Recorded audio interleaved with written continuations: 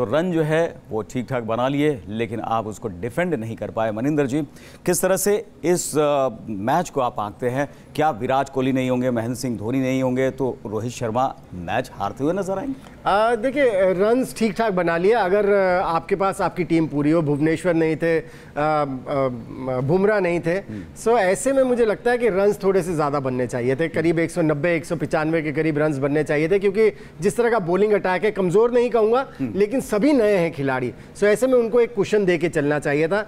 Batsman को जिम्मेदारी लेनी ही होगी, क्योंकि जिस तरह की शॉट्स खेल रहे हैं सुरेश रैना, आते ही हट के शॉट्स खेल रहे हैं। मुझे नहीं लग रहा है कि कोई भी वर्ल्ड क्रिकेट में बड़े से बड़ा प्लेयर इस तरह के शॉट्स खेल रहा है जिस तरह के वो शॉट्स खेलना कोशिश कर रहे हैं। एबी डिविलियर्स जैसे बैट्समैन भी शुरू में थोड़ा सा वक्त लेते हैं। विराट कोहली की बात कर लीजिए, शुरू में थोड़ा सा वक्त लेते हैं, जब टाइम हो जाए बॉल बैट से अच्छी तरह से, फिर इस तरह से हट के शॉट्स खेले जा सकते हैं। लेकिन बैट्समैन को जिम्मेदारी लेनी होगी, क्योंकि इस बॉलिंग अटैक को आपको कुशन देना होगा। बिल्कुल, बॉलिंग अटैक को और किस तरह से इस्तेमाल किया जाए ये भी मायने रखता है।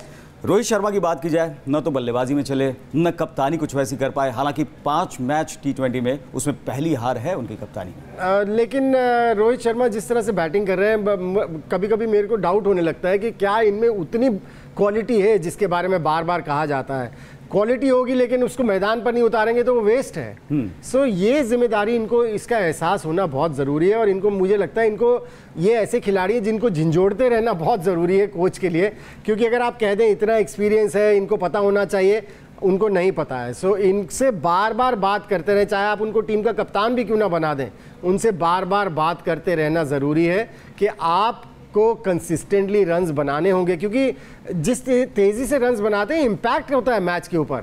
लेकिन हम साउथ अफ्रीका के दौरे से देख रहे हैं, एक इनिंग्स खेली थी और उसके बाद बिल्कुल। और क्या होमवर्क जो है वो ज़बरदस्त किया था श्रीलंका ने? अगर चंदिका जो है हेड कोच के तौर पर आए हैं और पिछली सीरीज़ बांग्लादेश तो बहुत ज़बरदस्त खेली, क्या वो पूरी तरह से प्लान बना कर आए थे? तारीफ करनी होगी जिस तरह से श्रीलंका की टीम खेली, क्योंकि बांग्लादेश में भी उन्होंने बहुत डोमिनेटिंग क्रिकेट खेली।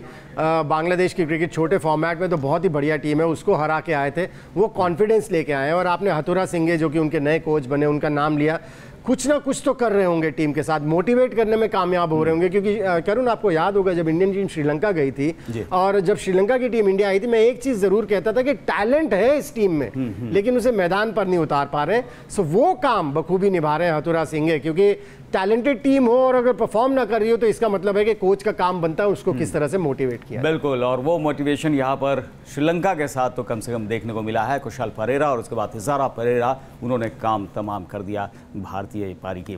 तो स्कोर 200 के पार भी जा सकता था, लेकिन 174 तक रुक गए क्योंकि धवन को किसी का साथ नहीं मिला। मनिंदर जी, प्रेमदासा स्टेडियम में हालांकि श्रीलंका ने यह सबसे बड़ा चेज किया है, लेकिन निश्चित तौर पर धवन के साथ बाकी दूसरे बल्लेबाज वहां पर टिकने में कामयाब नहीं है।